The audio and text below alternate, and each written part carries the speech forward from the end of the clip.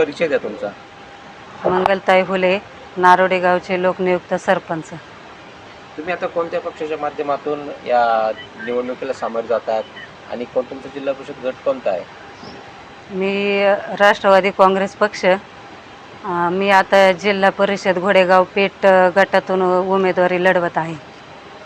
राजकारणात तुम्ही कोणाला पाहून आलात किंवा कोणाचा तुम्हाला मार्गदर्शन किंवा कोणाला पण ऊर्जा मिळते तुम्हाला राजकारणात काम करण्यासाठी? नामदार दिलीपरावजी वळसे पाटील साहेब, खासदार शिवाजीदादा आढळराव पाटील आणि पूर्वाताई वळसे पाटील यांच्या माध्यमातून मला ऊर्जा मिळते. समाजकारणाची तुम्हाला आवड कुठून लागली? तुमच्या घरी काही पार्श्वभूमी काय या गोष्टीची? समाजकारणामध्ये माझे पती हे कायम समाजासाठी काम करत आलेत. 5 वर्ष ते सदस्य म्हणून नारोडे गावात काम केलं. त्यानंतर उपसरपंच झाले आणि त्यांनी जो गावचा विकास केला नामदार साहेबांच्या माध्यमातून, तोच विकास पाहून आमच्या नारोडे गावाने लोकनियुक्त सरपंच म्हणून मला निवडून दिलं. तुम्ही लोकनियुक्त सरपंच म्हणून काम करता, गेले 4 वर्ष झाले नारोडे गावचं. काय तुम्ही विकास कामं केलीत? काय या भागामध्ये विकास निधी आणला, कामं झाली? मी 3 साखरपूल झाले, रस्ते झाले, शाळेचं काम चालू आहे आणि अंगणवाडी एक झालेली आहे, गटार असेल, सभा मंडप असेल, असे विविध विकास कामे मी केलेली आहे. नारोडे गावात एवढी विकास कामं केलीत, तर मग येणाऱ्या काळात जर तुम्ही जिल्हा परिषद मध्ये तुम्ही निवडून आलात तर तुम्ही त्या भागात ही कामं कशा प्रकारे नेणार?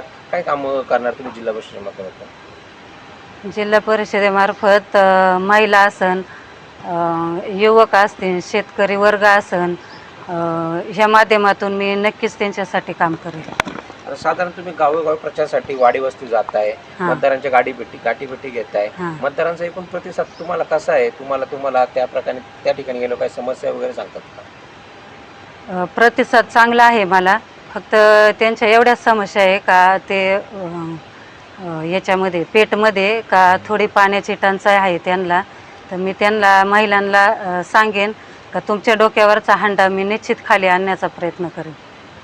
साधारणतः तुम्ही पेठचं नाव घेतलं, तुम्ही आता पेठमध्ये संजय पवळे असतील, घोडेगावातून कैलासभाऊ काळे असेल, यांनी ते त्या ठिकाणी काम केलेले, त्यांच्या विकास कामाचा एकूण फायदा तुम्हाला निवडणुकीत होईल का? आणि त्यांना जे विकास कामाला जे समर्थन सहकार्य मिळाले ते आमदारांकडून मिळाले, आमदारांच्या माध्यमातून, तर त्याचा फायदा तुम्हाला एकूण निवडणूक किती प्रकारे होईल, कसा होईल? त्यांचा प्रतिसाद आहे मला चांगला. कारण संजय भाऊ पवळे हे पेठचे सरपंच आहे, त्यांचंही काम त्यांच्या गणामध्ये चांगलं आहे.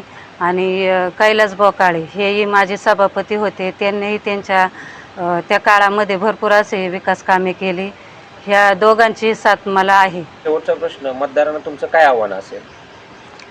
मी सौ मंगलताई हुले, संजय भाऊ पवळे आणि कैलासभाऊ काळे यांना येत्या 5 तारखेला घड्याळासमोरचं बटन दाबून आम्हा तिन्ही उमेदवारांना विजयी करावे आणि हा विजय विकासाचाच असेल हे मी आवाहन करते.